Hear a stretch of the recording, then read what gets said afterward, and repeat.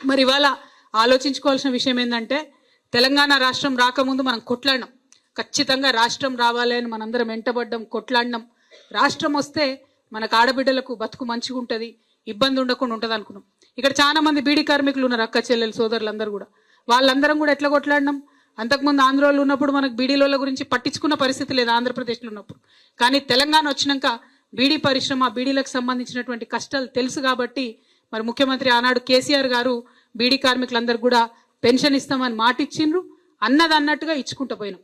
అట్లనే తెలంగాణ రాష్ట్రంలో మహిళలందరి కోసం కూడా అనేకమైన కార్యక్రమాలు చేసుకున్నాం. కానీ ఇవాళ ఏం జరుగుతున్నదో ఒకసారి చూడాలి దయచేసి. ఏం జరుగుతుంది ఇవాళ? ఇతర ప్రభుత్వం కేసీఆర్ గారు పక్కకు తప్పుకొని రేవంత్ రెడ్డి గారు వచ్చి కరెక్ట్గా 13-14 నెలలైంది. క్రైమ్ రేటు 20% పెరిగింది. క్రైమ్ రేటు 20% పెరిగింది. మహిళలు ఎక్కడ కూడా సేఫ్గా ఉన్నామా, ఇంటికి పోతామా అనేటటువంటి పరిస్థితి ఉన్నది. కాలేజ్కి ఆడపిల్ల పోయిందంటే ఇంటికి వచ్చే వరకు రందేటటువంటి పరిస్థితి ఉన్నది. శివారు ప్రాంతాలలో ఎవరైనా ఇల్లు కట్టుకొని ఉన్నారంటే దొంగలు ఎప్పుడు పడి ఉన్నది దోసుకపోతారు అనేటటువంటి పరిస్థితి ఉన్నది. ఇవాళ పొద్దున్నే మళ్ళా లొల్లి ఏంటిది? శివాలయంలో ఎవరో తీసుకుపోయి ఏందో వేసిరట హైదరాబాద్లో, ఓల్డ్ సిటీలో. కథం షురు. 10 ఏళ్లలో ఎప్పుడన్నా విన్నారా అమ్మ ఇటువంటి?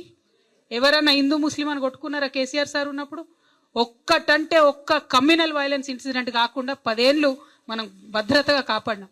ఇవాళ 14 నెలలైంది ఈ ప్రభుత్వం అధికారంలోకి వచ్చి. రోజు ఒక లొల్లి. అయితే ఒకరోజు ఈ ఊర్ల లొల్లి, ఒకరోజు ఆ ఊర్ల లొల్లి. మొన్న ఆసిఫాబాద్ పోయినా నేను, జైనూర్లో.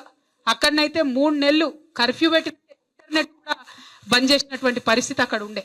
అంటే అంత ఘోరమైనటువంటి పరిపాలన, శాంతి భద్రతలను దగ్గర పెట్టుకోలేనటువంటి పరిపాలన.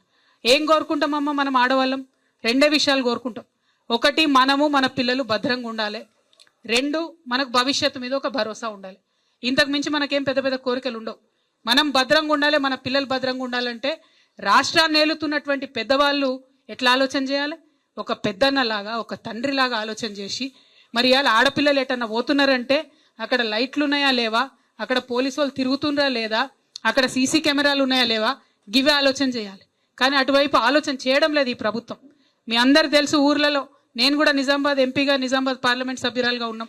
అధికారంలోకి వచ్చినాక ఎంటబడి నిజామాబాద్ శివారు ప్రాంతాల వరకు కూడా లైట్లు పెట్టించి, సీసీ కెమెరాలు పెట్టించి అనేకమైనటువంటి ప్రయత్నాలు చేసినాం. కానీ ఈ సంవత్సర కాలంగా అసలు దాన్ని ఊసే లేదు. నిన్న కాక మొన్న అసెంబ్లీలో అడిగిన నేను, ఎన్ని సీసీటీవీ కెమెరాలు ఉన్నాయని. మనం పెట్టిన వాటిలలో 70% కూడా పనిచేస్తలేవు వాటి. అంటే అంత దారుణంగా అసలు శాంతి భద్రతల మీద ఇంట్రెస్ట్ లేనటువంటి ప్రభుత్వం ఇక్కడ నడుస్తూ ఉన్నది.